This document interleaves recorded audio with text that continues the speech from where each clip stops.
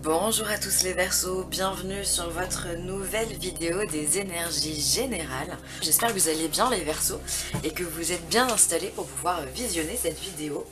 Alors on va revenir sur nos moutons, on va parler des cartes.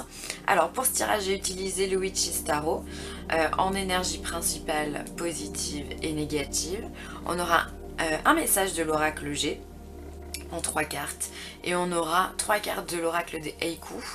Et ensuite en carte conseil ou carte de conclusion, on aura une carte pour le Yi-King. Voilà.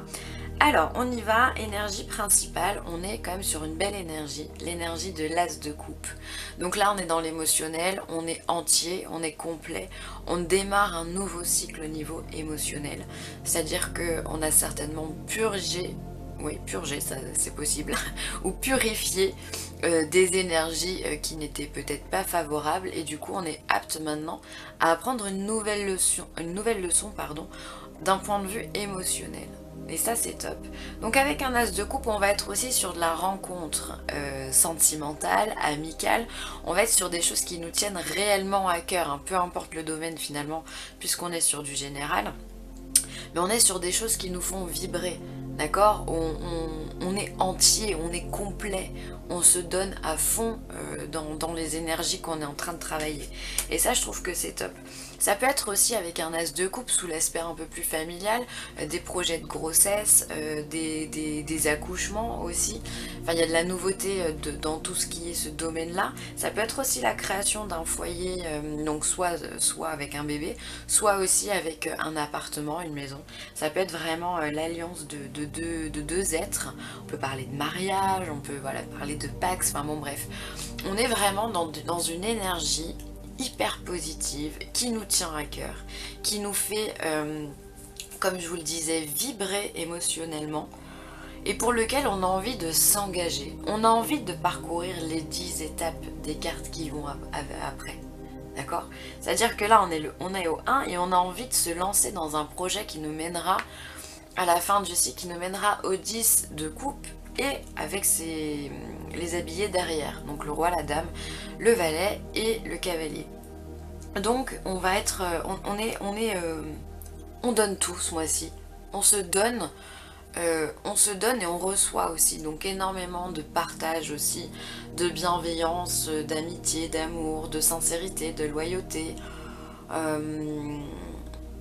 de moments de partage aussi, on me parle de rire, de communication, voilà, il y a tout ça aussi qui rentre en compte pour les Verseaux. Et c'est top, en fait, je trouve que c'est génial. Voilà, c'est une énergie hyper purificatrice, d'accord? C'est un peu, on a vraiment l'impression d'ailleurs que cette coupe, elle sort de l'eau, en fait. C'est comme si on avait, voilà, on émerge, c'est l'iceberg qui émerge en fait de son intérieur, d'accord? Et qui vient et qui peut maintenant se permettre de déverser l'eau dans son intériorité. En fait, c'est comme si on émergeait tout en donnant en même temps de soi. C'est vraiment ça que je ressens par rapport à cette carte. Et je trouve que c'est top parce qu'on est à un nouveau point. Et ce qui me fait dire ça aussi, c'est qu'à côté, en carte positive, on a la carte du karma, donc qui représente la carte du jugement. La carte du jugement, c'est la carte de la renaissance. C'est vraiment ça, le phénix qui renaît de ses cendres. Bien souvent, on voit des morts dans des cercueils qui reviennent à la vie. Donc on est vraiment dans le domaine du mort-vivant, donc vraiment la renaissance complète. C'est la seconde chance aussi, c'est celle qui vous dit, bon bah voilà, t'as peut-être pas fait les choses correctement dans le premier tour, on va te donner une deuxième chance, tu vas réessayer en te relevant, en renaissant de tes cendres, tu vas forcément comprendre la leçon.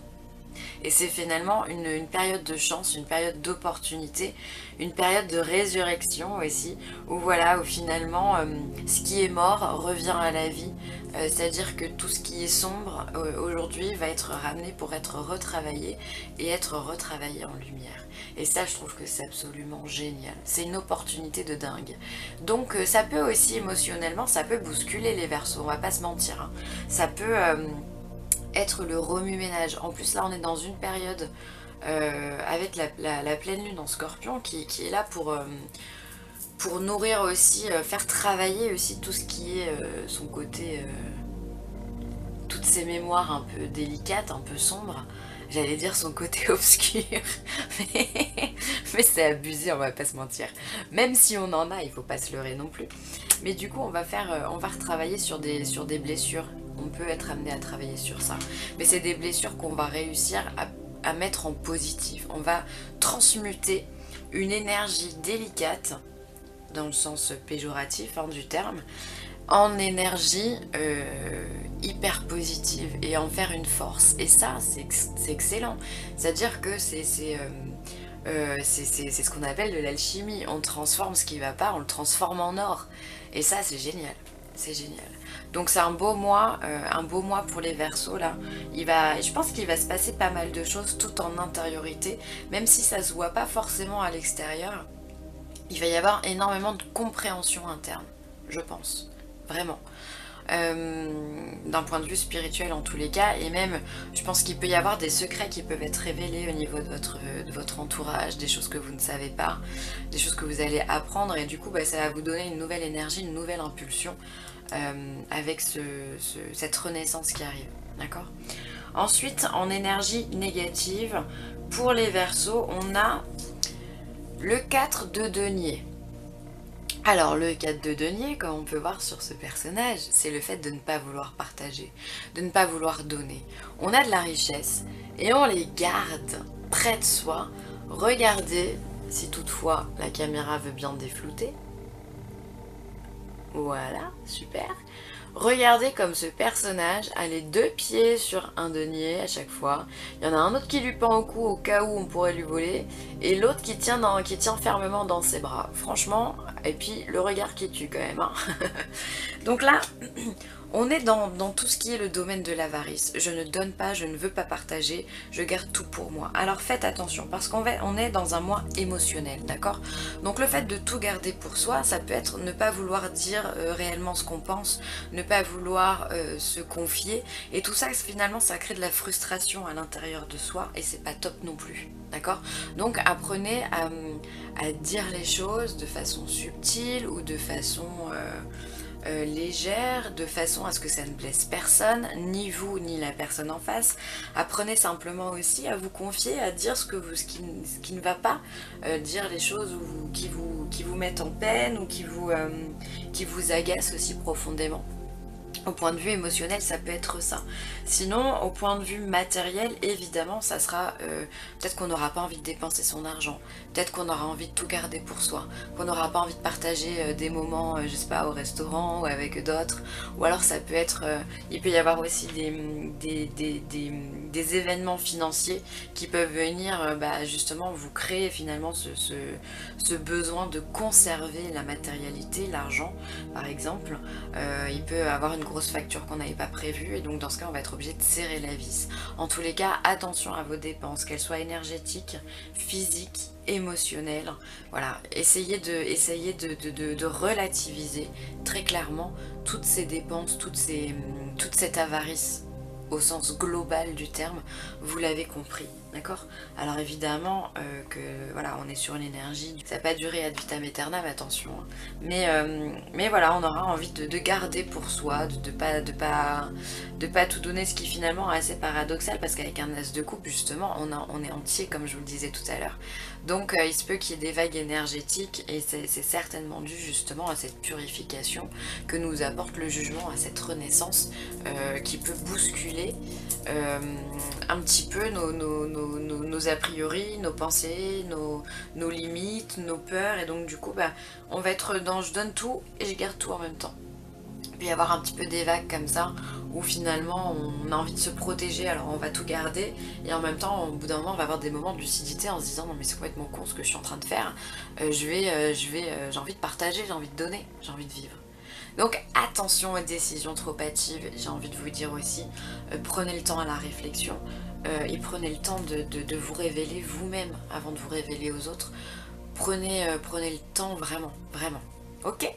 Allez, on va regarder les autres messages. Alors, L'oracle G vous parle de blocage.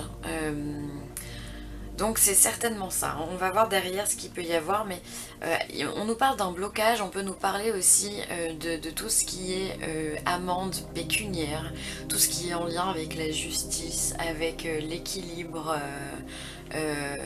en soi, de façon plus globale. Mais voilà, il peut y avoir cette notion de procès-verbaux, alors un procès verbal, hein, ça peut être simplement une amende à payer, ou aussi quelque chose d'un peu plus gros dans un procès, on est d'accord. Hein. Donc on parle de ça. Possible que vous soyez dans un domaine comme ça, si on vous réclame de l'argent, ça vient peut-être aussi de là. Hein. On vous parle également d'une jeune femme brune. Alors c'est peut-être une jeune femme, attention, c'est vraiment une jeune femme, quelqu'un de très jeune, entre 18 et 30 ans. Hein. Pas très jeune, je m'entends quoi. Une femme jeune, brune de préférence, ou alors avec une pigmentation assez colorée, d'accord. C'est peut-être cette personne-là qui vous crée ce blocage. D'accord? Ou alors vous avez un blocage avec une personne brune. Ça peut être une amie si vous êtes une femme, ça peut être votre mère, ça peut être votre fille si vous avez des enfants. Il peut y avoir ce réel... ce blocage énergétique, en fait, une incompréhension que vous n'arrivez pas à dissoudre. Et là, avec cette dernière carte, on vient vous dire que justement, l'heure est au changement. L'heure est encore à la mort pour être à la renaissance. On vient couper ce qui n'est plus bon, on vient diluer ce qui est bouché, clairement.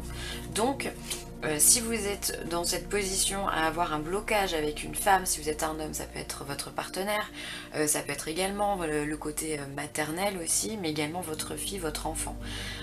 Parce qu'on est sur du général, hein, c'est pour ça que je vois large.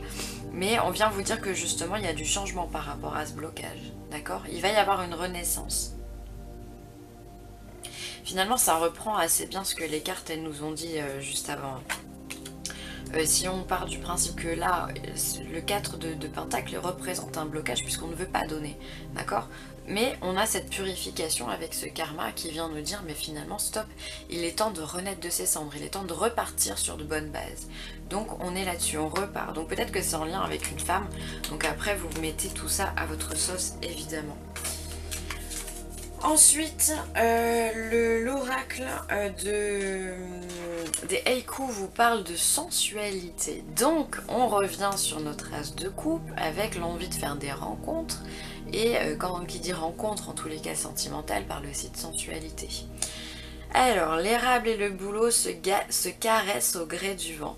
Donc voilà, c'est ça, on aura envie de douceur, de sensualité, de volupté, de sexualité aussi, de quelque chose de doux qui nous apporte en fait du réconfort, qui nous apporte de l'amour. Ok? Donc ça c'est vraiment l'as de coupe. Finalement il y a quand même pas mal d'énergie hein, pour les... je trouve. J'ai l'impression que chaque carte a sa particularité. C'est pas tous les mois comme ça, c'est pas tous les signes comme ça non plus. Là j'ai envie de vous dire que sur 9 signes, vous êtes le premier avec qui je ressens que chaque carte a sa particularité. Donc ça va être coton les Verseaux, hein. Il y aura pas mal de choses à vivre. Donc voilà, sensualité. Ensuite on vous parle de l'écoute. Écoutez-vous. Et vous allez le faire puisqu'on a cette as de coupe. Vous avez envie de repartir à zéro sur une nouvelle base, sur des choses plus claires. Vous avez envie de vous écouter vous-même et je pense que vous avez aussi envie de partager avec les autres. Quand on est dans ce moment de résurrection, de toute façon... on est bien obligé de s'écouter et d'écouter les autres, d'écouter les conseils qui nous sont donnés, d'écouter aussi l'univers et ses synchronicités, les messages subliminaux, les signes comme on dit, ça peut nous aider grandement. Alors l'Eiku qui est lié à ça, on entend encore le bruit de l'eau du vieux puits en bois. C'est ça, donc là il faut plonger très très loin quand même. Alors ensuite on vous parle également de fermeture. Donc là on est là, hein. On est là. Hein. Fermeture, bah ouais, il se peut qu'il y ait des émotions qui remontent à la surface suite à cette renaissance et du coup qui vous donnent l'impression ou l'envie le besoin en tous les cas de vous refermer sur vous-même, de ne pas avoir, comme je vous disais, essayer de vous confier en fait, ça me fait vraiment penser à ça. Essayez de vous ouvrir au lieu de vous fermer. d'accord? Essayez d'être dans le partage plus que dans l'isolement. Voilà. Donc après c'est pas toujours simple, hein, j'en conviens. Mais c'est mieux quand on est ouvert quand même. Ensuite, on a l'hexagramme 28, l'excès. Ouais c'est ça, ça va être tout, rien de toute façon. Alors l'excès. Trouver l'équilibre entre la rudesse et l'amabilité, la dureté et la douceur. C'est exactement ça. Les branches de l'arbre ploient lourdement jusqu'au sol, car il a été trop arrosé. Le chef ploie sous les responsabilités.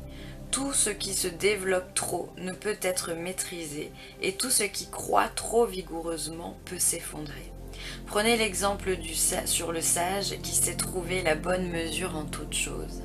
Cherchez le bon moyen pour rectifier vos erreurs, transformer la défaite en victoire au lieu d'attendre le désastre. Waouh! Et c'est pas mal, hein. Ça part vraiment en résonance par rapport à ce que je viens de vous dire.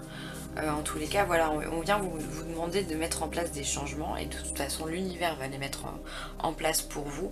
Et on vient vous dire de trouver l'équilibre entre se donner, recevoir, la purification que vous allez mettre en place et finalement la matérialité aussi. Pas simple, mais un travail intéressant, puisque quand on arrive à faire ce travail-là, c'est évidemment si vous acceptez de le mettre en place dans votre vie, hein, les cartes n'imposent rien, on est bien d'accord, mais quand vous arrivez à mettre en place ce travail-là, c'est que du plus derrière, que du plus. Donc voilà, prenez les Verseaux, prenez tout, expérimentez le plus possible. Et ben voilà, écoutez, pour moi les Verseaux sera fini. Je vous remercie d'avoir visionné cette vidéo. J'espère qu'elle vous aura plu, qu'elle vous aura apporté des réponses. Je vous remercie pour vos commentaires, vos likes, vos partages. Vous êtes à chaque fois plus nombreux et merci de m'aider à faire grandir cette chaîne, cette communauté de bienveillance. Vraiment, vous êtes top, donc un grand merci. Sur ce, ben, les Verseaux, je vous fais un très gros bisou. Même plusieurs d'ailleurs si vous avez envie. Et puis je vous dis à bientôt. Allez, bye.